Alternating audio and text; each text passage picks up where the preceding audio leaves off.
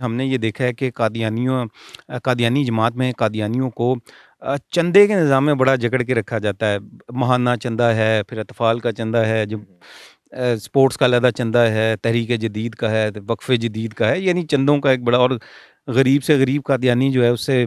بڑا زور زبردستی سے چندہ لیا جاتا ہے، بلکہ اسلام کا تو نظام بڑا زبردست ہے کہ جو صاحب حیثیت ہے اس سے زکوٰۃ لی جاتی ہے۔ لیکن قادیانیت میں ہم دیکھتے ہیں کہ یہ چندوں کا نظام ہے، اور دوسری طرف جب ہم مرزا مسرور جو اس وقت ان کا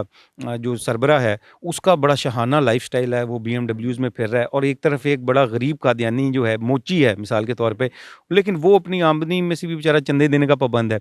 تو اس حوالے سے کچھ بتائیں کہ یہ جو چندے کا نظام ہے، کیا آپ نہیں سمجھتے کہ یہ انتہائی جو ظالمانہ نظام ہے، اور اس کی وجہ سے قادیانیوں کا بہت زیادہ استحصال ہو رہا ہے؟ ہر کسی نے چندہ دینا ہے، چاہے وہ ایک طفل ہے، چاہے وہ ایک اپنی ان کو کہتے ہیں ان کو انصار کہتے ہیں، چاہے وہ خادم ہے، جو بھی ہے ہر کسی نے چندہ دینا ہے۔ انہوں نے ان کا چندہ ایک مخصوص کیا ہوا ہے، ایچ اینڈ ایوری پرسن، مطلب اس کے علاوہ انہوں نے یہ ہے کہ ہر گھر تک کا چندہ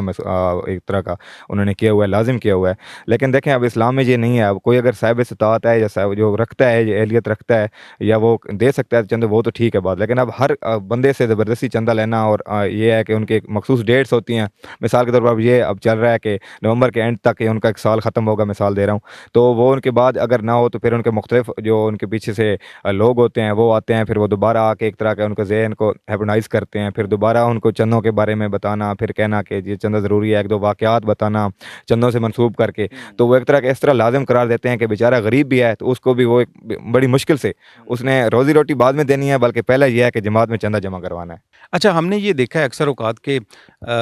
قادیانی جب قادیانیت کو چھوڑ کر اسلام قبول کرتے ہیں تو قادیانی جماعت کی طرف سے بڑا پریشرائز کیا جاتا ہے، ان کو سوشل بائیکاٹ کر دیا جاتا ہے ان کے ساتھ، اور ان کو ہم نے تو دیگر ہتھ کنڈے بھی دیکھے ہیں، کئی لوگوں کو اغوا بھی کیا گیا، تشدد کا نشانہ بھی بنایا گیا۔ جب آپ نے اسلام قبول کیا تو قادیانی جماعت کی طرف سے کوئی پریشر کا سامنا رہا، یا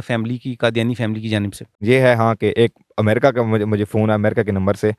وہ بھی میں نے اپنے موبائل میں سیو رکھا ہوا ہے، تو انہوں نے مجھے نا 3-4 ایک جو بیسک ان کی طرف سے پوائنٹس ہوتے ہیں جو جدھر وہ ہمیشہ رکھتے ہیں کہ ان پر ہی جانا ہے، مخصوص ان سے لمٹ انہوں نے رکھی ہوئی ہے، تو انہوں نے وہ مجھے ویڈیوز بھیجی، پھر مجھے 10 منٹ بعد کال ہے، پھر ایک الگ نمبر سے کال ہے، سارے فارن کنٹریز کے نمبر سے، تو میں نے سب کو بلاک کیا۔ باقی یہ ہے کہ ادھر کوئی کسی قسم کا ایک بائیکاٹ نہیں ہو سکا، کیونکہ اب الحمدللہ ہماری ادھر انفلوئنس زیادہ ہے، مطلب قادیانیت کے ادھر انفلوئنس نہیں ہے، اگر انفلوئنس ہوتی تو آپ ہو سکتا ہے کہ رزلٹس کچھ اور ہوتے، لیکن ایک انفلوئنس ایک علاقے کے انفلوئنس کے لحاظ سے ادھر کوئی چیز دیکھنے کو نہیں ملی، یہ ہے۔ لیکن باقی یہ میں یہ کہوں گا کہ جو مسلمان بھائی تھے ان کی طرف سے بے حد پیار محبت دیکھنے کو ملی ہے۔